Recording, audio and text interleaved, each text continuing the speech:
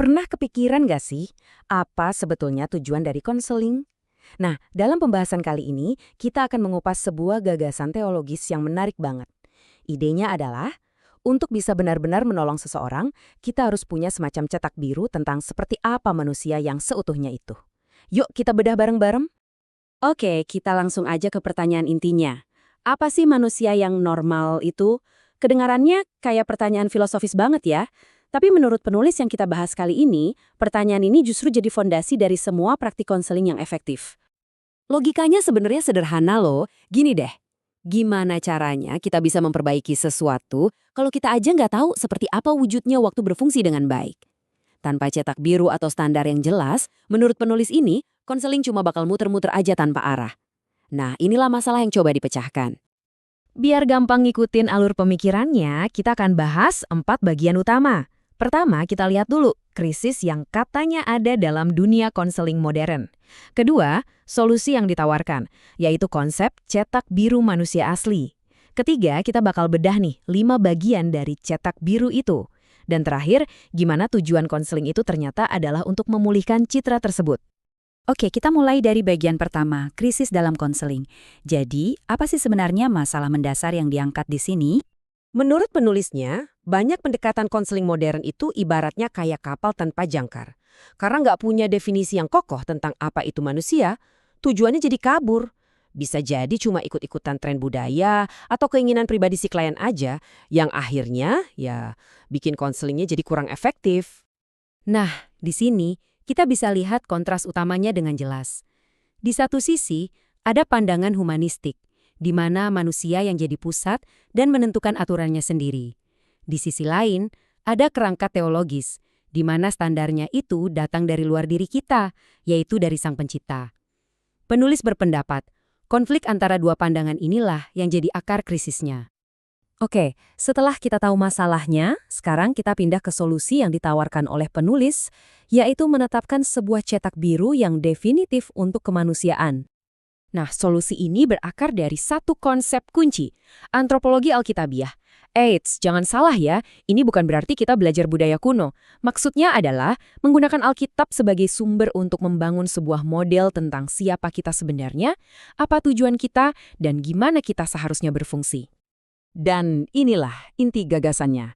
Penulis berargumen kalau standar yang hilang tadi itu sebetulnya bisa kita temukan dengan melihat kembali ke pengaturan pabrik manusia, yaitu kondisi Adam sebelum jatuh dalam dosa.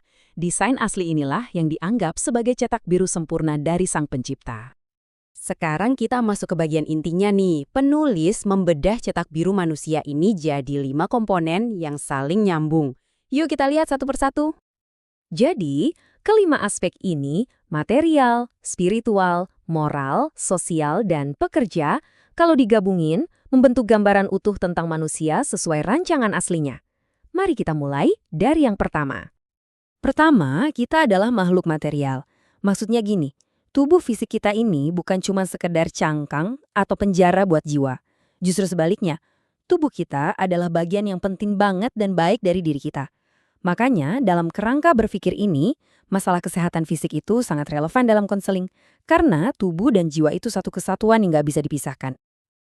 Lanjut ke aspek spiritual. Nah, di sini ada sedikit perbedaan teologis. Penulisnya lebih cenderung ke model duplex, yaitu kesatuan antara tubuh dan roh, dibandingkan model triplex yang memisahkan jiwa dan roh. Tapi, poin utamanya adalah manusia itu punya dimensi non-material yang unik yang membedakan kita dari ciptaan lainnya. Ketiga, kita adalah makhluk moral.